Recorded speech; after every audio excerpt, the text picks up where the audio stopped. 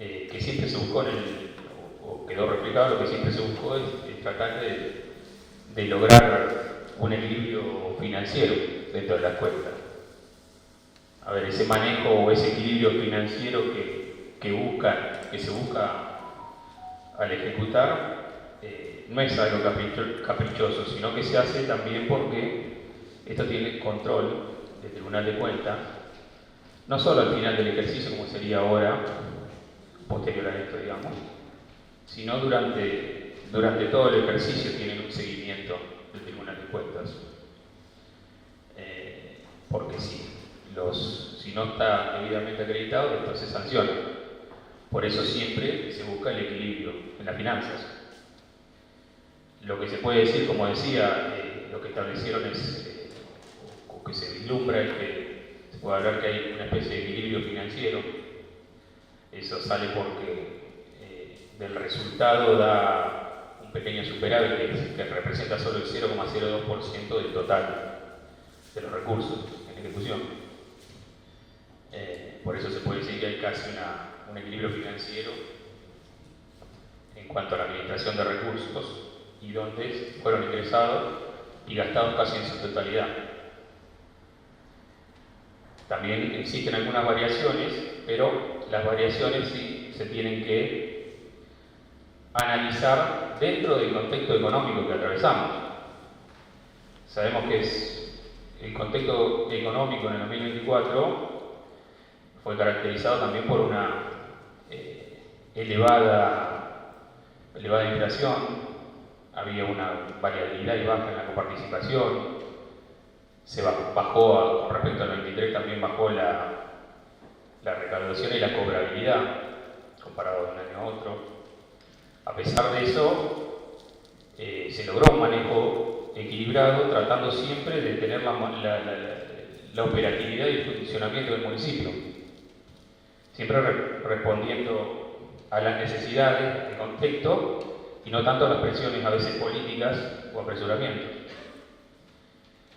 Como todos saben, el 2024 fue un año muy particular para el 9 de julio, más allá de la crisis nacional, provincial, de inflación heredada. Hay que decir que también al inicio del 2024 hubo un temporal que afectó a más de 215, 220 familias, y ahí se tuvieron que destinar el doble de recursos que no se tenían en cuenta. En ese temporal hubo incluso derrumbes totales de algunas propiedades y el gobierno se tuvo que poner a cargo de la reconstrucción y mantenimiento, no solo de viviendas, sino de dar contención social, de ofrecer planes y también restablecer los servicios cortados y todo el deterioro que tuvieron los servicios durante ese periodo. Hay que decir que el municipio solamente en materiales o en reconstrucción, más allá del aporte que sí, también hubo muchas donaciones de particulares, de empresas, el municipio en reconstrucción solo en materiales gastó más de 76 millones. A eso hay que sumarle también todo el personal abocado a esas tareas de ayuda, de contención, toda la gente de desarrollo, la gente de salud, toda la asistencia social que se brindó. Eso repercute en horas extras, en establecer en gastos de combustible también, gastos de tiempo. Todo eso se suma a esos 36 millones que a veces no se tienen en cuenta.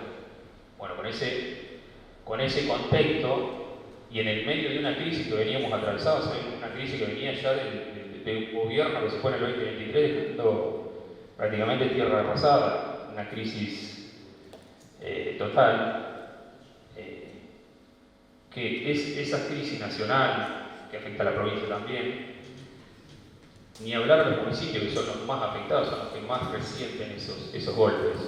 Sabemos que los municipios, cuando se habla de autonomía municipal o de los recursos que puede tener una municipalidad, no es más del 28% recursos tiene, el resto los debe recibir.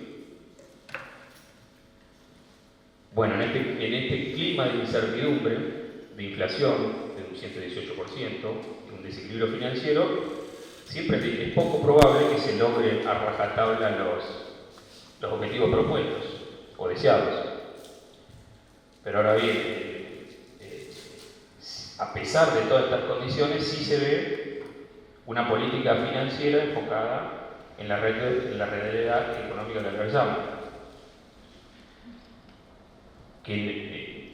Lo que sí hay que, estableciendo prioridades, el gobierno lo que hizo es acompañar, a pesar de todo, el valor adquisitivo de los empleados.